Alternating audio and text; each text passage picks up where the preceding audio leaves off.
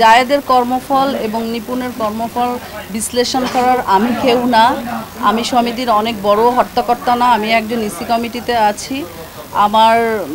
আমি আসলে শিখছি, সব কিছু শুনি, বুঝি, এবং আমার মনে হয় যে যেটা অন্যায় অবশ্যই আমি তার প্রতিবাদ করব, আর যেটা ন্যায় তার পক্ষে আমি থাকব।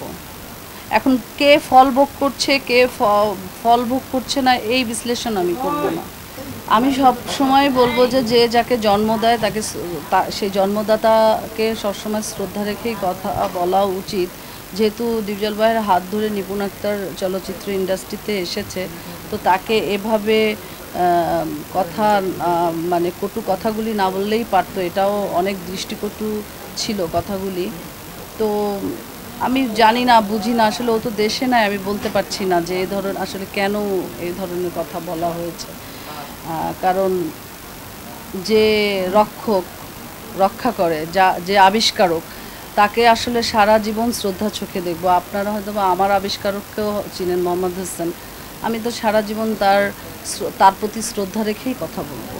তাকে সে যদি আমার সাথে অন্যায়ও করে, কিংবা আমাকে একটা বকাঝকাও করে, কিংবা আমার বিরুদ্ধেও কথা বলে, তারপরে সাহস নেই আসলে আমার জন্মদাতাকে নিয়ে কোনো কথা বলা। এই রূপের রহস্য কেন, এই কোশ্চেনটা বারবার করা হয় কেন?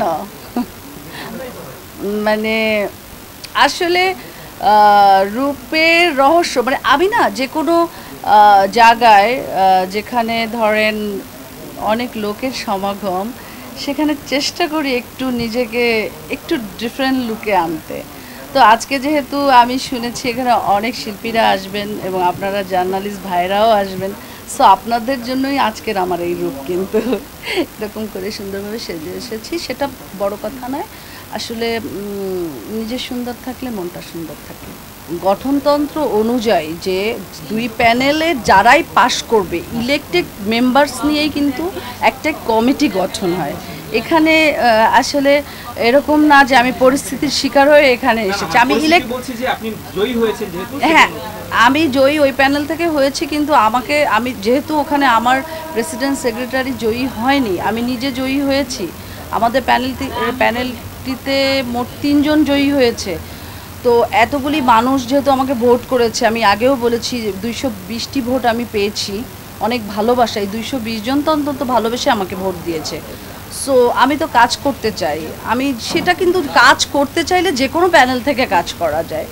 সো আর ডিপজল ভাইয়ের কথা বলবো, ডিপজল ভাইয়ের সাথে আমি কাজ করেছি। ডিপজল ভাইয়ের যে আমার শেষ ছবিটি মানিক বাদশা, ওই ছবিটাতে ডিপজল ভাই আমাকে কাস্ট করে। সো আমার এক্সপিরিয়েন্স কিন্তু ডিপজল ভাইয়ের সাথেও আছে। আর আমার ক্যারিয়ারের শেষ মুভি হচ্ছে ডিপজল ভাইয়ের সাথে। সো এখানে তো অপরিচিত কেউ না। ডিপজল ভাই, মিশা ভাই, আলেকজান্ডার বো, তারপরে সুচরিতা ম্যাডাম, রোজিনা ম্যাডাম, এনারা তো অপরিচিত কেন, আবার পরিচিতই। ইলেকশন পর্যন্ত আমাদের দুইটা পক্ষ ছিল, পক্ষ বিপক্ষ, কিন্তু এখন তো আমরা এক পক্ষ।